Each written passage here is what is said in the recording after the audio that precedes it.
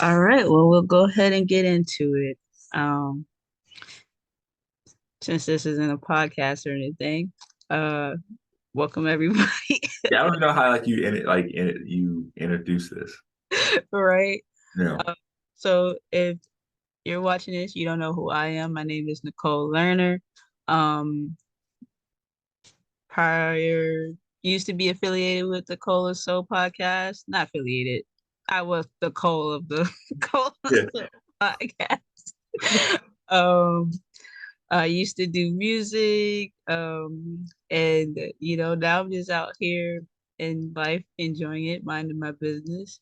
But I have my good creative friend here, Stick, aka B.A. Braxton, uh, wonderful author, dope podcast host himself. And all around just good person. Love to have conversations with, and A1 dad. I'm sure the people already know who you are because you already out here in the streets. You got the Two Dope Boys podcast that's doing very well. You got your Bonds is doing really well. So, but just give everybody a little, spiel just in case this is the first time getting introduced to you, who you are and everything. Cool. Well, I am. I guess I got like a lot of aliases. I guess My name is Brandon Braxton. That's what you would see on like any of my books that are, I guess, stories. So I've written two novels, Whisper and Bonds, are part of a detective series featuring Alicia Parsons. That's a really cool series. B.A. Braxton, when I do like free verses, collections, poems, some people call them poems. So I have four of those. And then sometimes I'm just Stick, and that is me on the Two Tall Boys podcast. And then sometimes I'm Clueless Vino when I'm on the Clueless Vino podcast. So I got a bunch of different aliases, man. I, Yes. yeah, Yeah. I do a lot. I love the aliases that you throw out there on the Two Dope Boys podcast. He calls us two dope boys. We're not dope boys. Oh shoot! Oh, Two Tall Boys. I'm sorry. We were saying What that the whole happened? time. It's so wild. In my brain, I'm thinking I'm saying the Two Tall Boys podcast, but I'm saying You know what's crazy? Two Dope Boys was like the blog used to go to for like music and stuff. yes.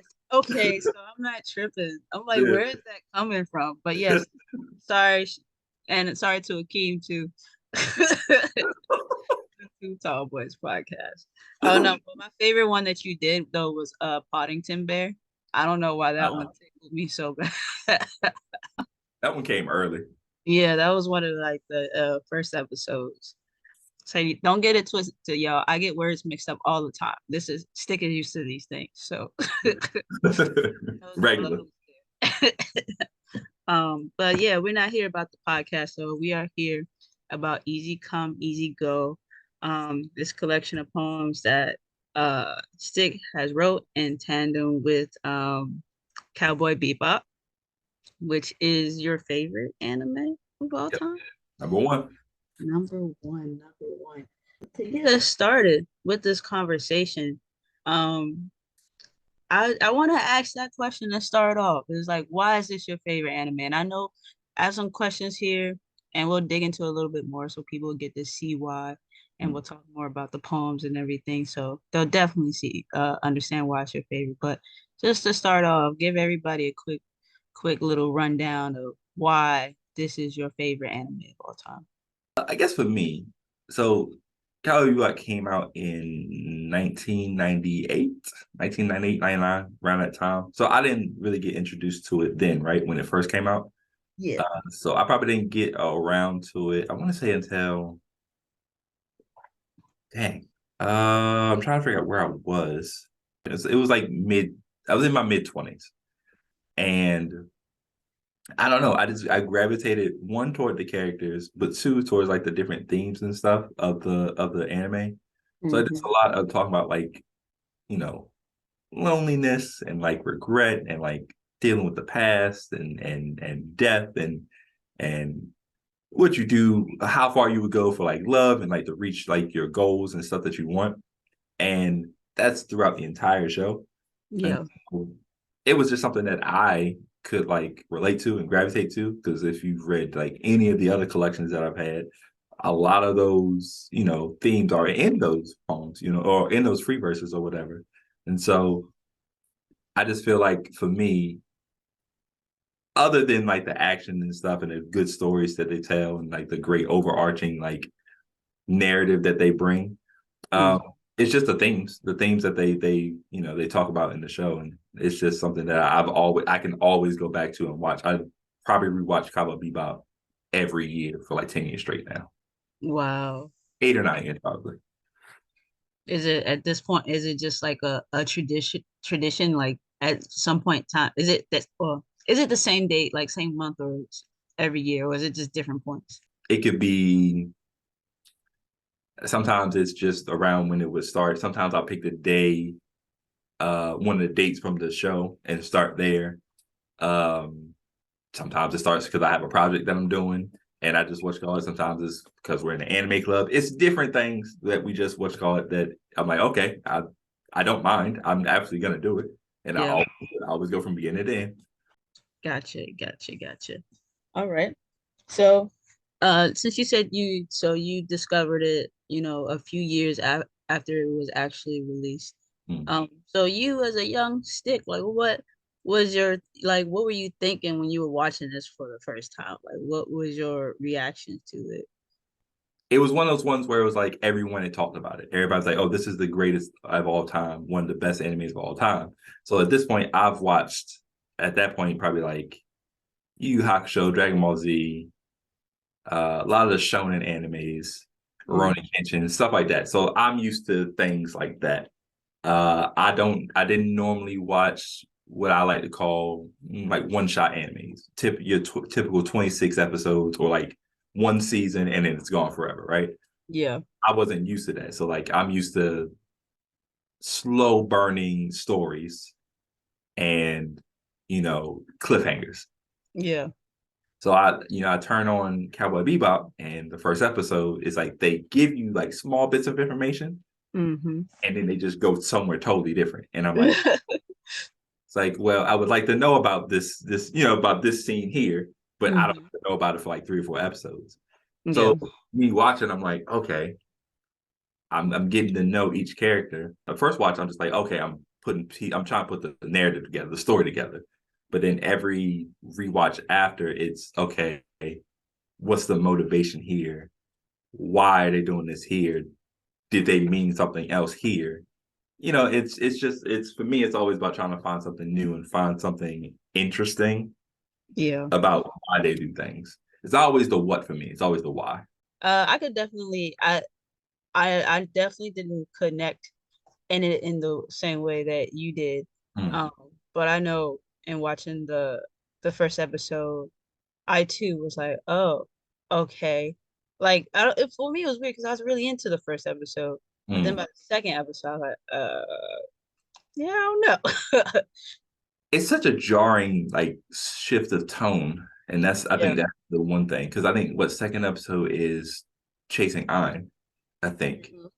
So it's like, okay, you start off with a big drug dealer or like drugs going through through the city or whatever, and you get this big fight action, one on one, and in the second episode you're chasing a dog, Yes. and like you don't know why you're chasing the dog, but you're just chasing the dog. Now there's some other stuff going on in the background, obviously, Mm-hmm. but you're basically chasing a dog. So it's a jarring shift, but I think the other thing that the show does well is just that it plays with different genres so well.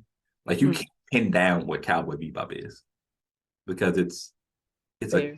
it's an action comedy noir western space opera. It's all those things. Like there's no like you can't pin it down. Just when you think you know what the show's gonna be about, it'll shift focus like Yeah. with the next episode. When you watched it, what platform was it on? Like what station? Because it wasn't streaming. I I'm not a I enjoy streaming, right? I like the fact that I could go at any time, pick up something, and be like, oh, I want to go watch this, as long as it's available on stream. Yeah. But to this day, I'm still a hard copy person. because you never know what will happen in the future. Yeah. I They could might go change some episodes. I could go broke, you know what I'm saying? But I always have a DVD player and I always have my DVDs. And so I'll always be able to watch Cowboy Bebop. So I was getting them DVD by DVD. Okay. So I started because they were at that point they were all available or whatever. So like I could just easily just went on Amazon, da da da da. I think Yeah. I probably ordered the first couple. Yeah. Wasn't sure how I was gonna like it. Oh, but after the first DVD, I was like, I went to Amazon. I was like, oh, all four, and send them over. So yeah, that I was a hard copy person. So even today, if I like something really badly, I'll just be like, let me get the box set, buy the box set. That way, I just have it. Hmm. You know. So do you know where it was, I guess, playing around like the late 90s, early 2000s? Do you know what So network it's it was? funny. So you remember? You might. Well, no, you got a brother. You got a brother. Remember Toonami? Yeah. Cowboy Bebop was like the first anime Toonami put on. I That's why. forget Tsunami was a thing. So that's why it was. That's another reason it got so popular because Cowboy Bebop was like one of the not one of the first, but it was like one of the first adult anime shows to Hmm. come over from Japan into the West. They used Toonami for that. In fact, Hmm. I think they aired the first 13 episodes was almost going to get canceled because the original reason that they made Cowboy Bebop is they went back to like the old 80s days, 80s and 70s. They Hmm. wanted toys to be made. So they thought it was like, oh, they heard space, cowboys, western. They thought it was gonna be like, oh, whatever. They didn't get that, and they were going to cancel it. However, they convinced them to continue the story, Yeah. and so that's how we end up getting the full series or whatever. True, true. Thanks for the history lesson.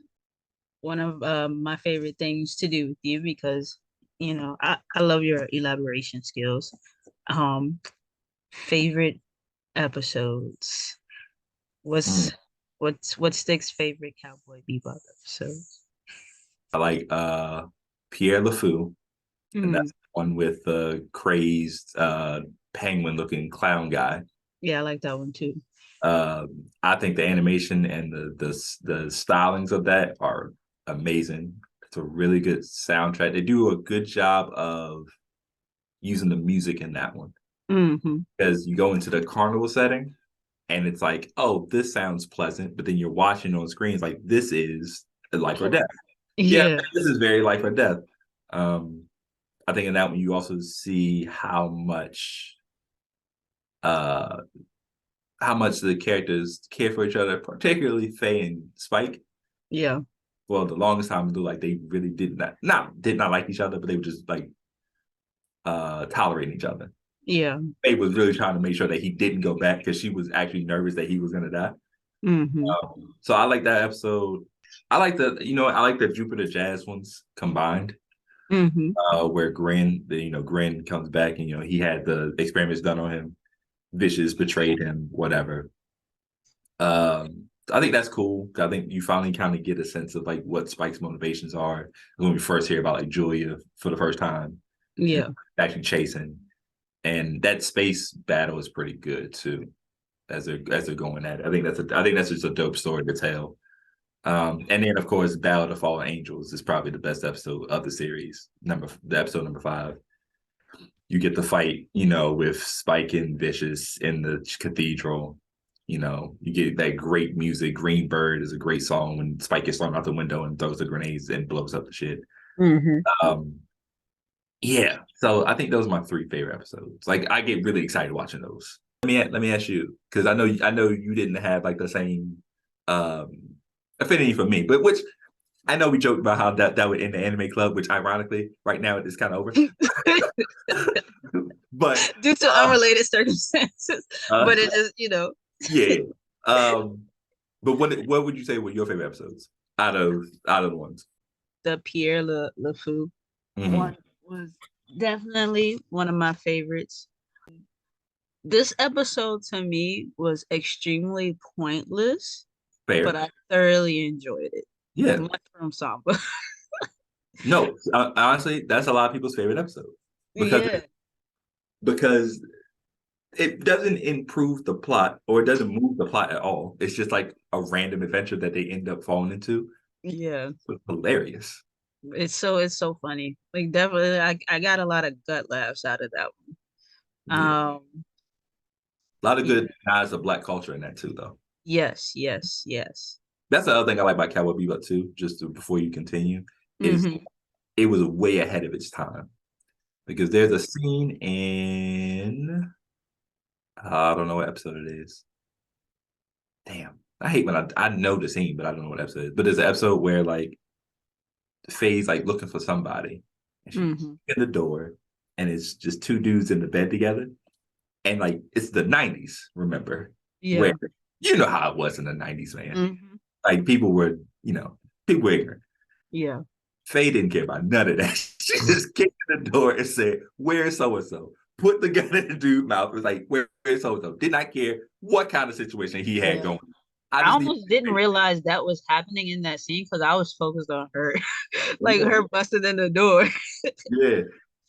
So I that's why I like about the show. It's like a lot of the things that would become not I won't say normal, but like we just don't care about anymore. Yeah, Like strong female characters, yada yada. Yeah, that's the type of stuff.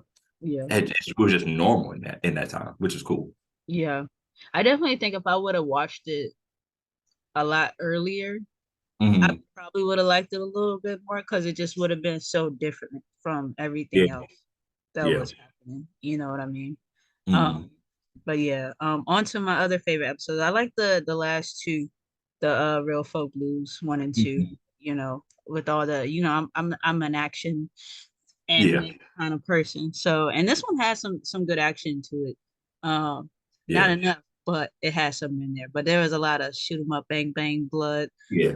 or just everywhere. Yeah, and it didn't end the way I expected, which I always love a good ending that I don't expect. There So, you go. Yeah, those were my top three. that's good. So I give it. We'll get to. We're going to do a little rating since we didn't get a chance to do it. So we're going to get to that at the Yeah. end. And I'll give you my rating that I gave it at first, and then I'll tell you my new rating after watching it again. There we go. Yeah, yeah. Who are the underrated side characters for you? Like that Mhm. you feel like either should have got maybe a little more time, or maybe if there was ever like a spinoff or a sequel or something, Mhm. they would be able to hold their own. I like VT, the Mhm. the truck driver. I think Yeah. she was different. Yeah. Like if they did a spinoff with her, like imagine like the different like places she would go and different things she would do, Yeah. just trying to like being a truck driver. Because like they had like she was a legend in the streets. So Hmm. I would like to see that. Um oh dude that was bothering Spike all the time and wanted to be like water before he got clapped. Oh, dang, did I write his name down? I forgot what his name was, but he'd be one. And then I would like to see like the like a prequel, like Spike and Vicious like growing up in the syndicate. Oh, yeah, that would be good. Like I don't consider Vicious like a side character, but you know, it would be dope to see them, you know, hang out.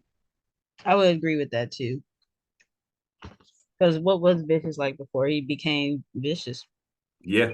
Onto some other characters. So and while I was watching the anime, I was like kind of really uh I don't know. It was always this thing in the back of my mind between like I guess would be the dichotomy of like Ed and Faye and then Jet and Spike. Hmm. Whereas like Ed and Faye had like certain kind of freedoms, like a sense of freedom that like Jet and Spike didn't have to me. Like it felt like, you know, I mean, and Faye's came more for her just not knowing anything about who she was before. Hmm. And then Ed is young. We don't know too much about him, I mean her until later. And then so she's just kind of this free kid that's just wandering wherever the galaxy and just Hmm. hacking stuff. And then you have Jet and Spike who are just like, they remind you of the people that are just constantly bogged down by their memories and stuff like that. So, is that something like you paid attention to as well, like within the anime, like the that kind of duality in between the sets of characters? So I get what you're saying, definitely about Jet and Spike, because I feel like they're more tied to their past than Faye and Ed are, right? Mhm. Because I think all of their problems stem from like their past. So Jet's case, he's a former cop. All of his issues are just tied to his life as a cop. Yeah. He's dealt with dirty cops, he's dealt with being a cop too much, not doing, these things, and that's why he's in the position he is. And obviously Spike with his crime syndicate background, Hmm. everything that he's dealing with is because of that, and it's also chasing him at the same time, but he's chasing whatever he's chasing. Uh, Hmm. I think you hit the point on the head about Faye. Is Faye can't be tied to her past because she doesn't know it, right? Yeah. So in a way, it seems free, but I always looked at it as she was trapped in, like, in a sense where she, at least Jet, Spike, and even Ed in a sense Hmm. know where know who they are. Mm. You know Yeah. what I'm saying? Like, Spike can explain who he is. Jet can explain who he is. Ed Ed can explain who she is in a way, in her Ed own. is Ed is it. Yeah, she can explain who she is in her own way. But Faye, for the longest time, just can't, because Hmm. she doesn't know. She just knows she woke up one day and had a lot of money on her head, and that was it. Um, Yeah. as far as Ed, I think Ed's young, so Ed doesn't really. She has his free spirit, but at the same time, she wants to. I think she's always been trying. She's been smart. She's smarter than everybody else, obviously. Yeah. Um, so she wants to kind of branch out on her own and find out who she is, in the sense of, where do I belong in this world, in a sense. Yeah. Is I that thought that was reason? really powerful. Oh, go ahead. Go ahead. I was just saying I think that was really powerful at like towards the end when they I forgot what Faye said to her at the end. Let me see. Oh, she said, "Belonging is beautiful. It's the Yeah, most beautiful belonging thing in is the world."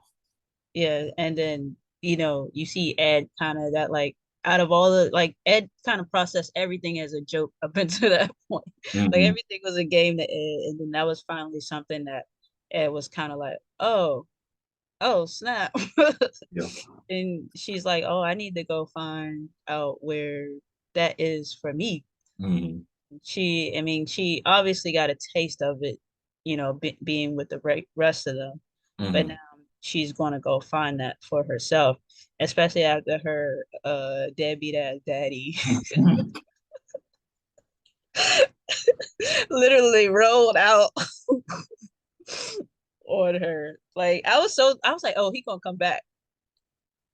He didn't come back. I thought he was gonna drive his little whatever contraption that was back and be like, come on, kid, let's go.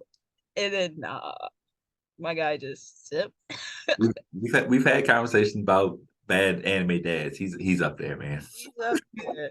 He's up there. He's not as bad as like some other ones, because other ones do like really nefarious bad shit. Is But he like, better? Is he worse than Mob's parents? you hate mom's parents, particularly the mom. Uh-huh. Um, uh, hmm. The mom's parents are there. Yeah, see, here's my thing though. For me, it is personal bias, personal life stuff. That's fair. Yeah. But in my experience, I'd rather you just not be there if you're gonna be a bad. Right. Just don't be there. Don't ruin me. Just Yeah. don't. Just go. You Yeah. know. Yeah. And you know, Ed's situation, I guess that was what was best for her because I mean she was in that orphanage for a while. Mm. Um, but she got what she needed. She got somebody that looked after her, that fed her. She Yeah. was around people that the other kids respected her and liked her and everything like that. So, unfortunately, her daddy though Yeah. just wasn't, and then talk about he dropped it. Did you believe the story when he was like, I dropped her off at the daycare and forgot. Listen, I see how Ed is, right? I Mm, I assume the apple doesn't fall too far from the tree. true, true. So he has, I mean, just even the small amount of time that he had on screen, you could tell like he has a very one focused mind. Distractions mess him up too. So Mm, like he can't, and when he was focused on whatever he was focused on, so I believe it. Now, how do you forget something for years? No, I can't. I can't answer that question. But He's your child. you feel me? Like you think you will remember something like that, but that's Yeah, that episode is sad. By the way, that's like the saddest episode for me.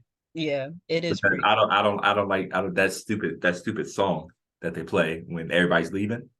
Like when they Oh, and they find out that she leaving and they eat all the eggs by themselves and fade out around, so it's just them two again. I don't like that one. I don't like that episode. yeah.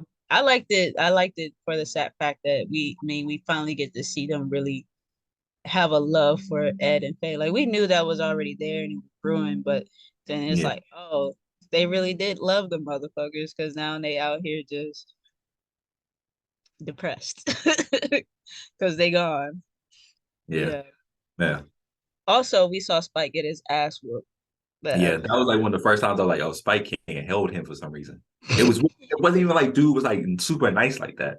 No, Like he couldn't figure out why it wasn't working. Spike was getting his ass beat. I ain't yeah. gonna Do you think with more time he would have won eventually? Spike would have shot him. Oh, fair. Yeah. So this anime was very which I realized why I probably wasn't that into is because I think I realized I'm not really into anime or any kind of show that's really kind of wrapped up in like the past. Um so my question to you is there's one episode that for me kind of just summed up the whole anime. Okay. Um and I want to get your opinion on it. So Toys in the Attic kind of a silly episode. Yeah. I liked your title for it better, which was the Ganymede Lobster. Um, uh, but yeah, it was because at first I was like, oh, this is a weird kind of pointless episode.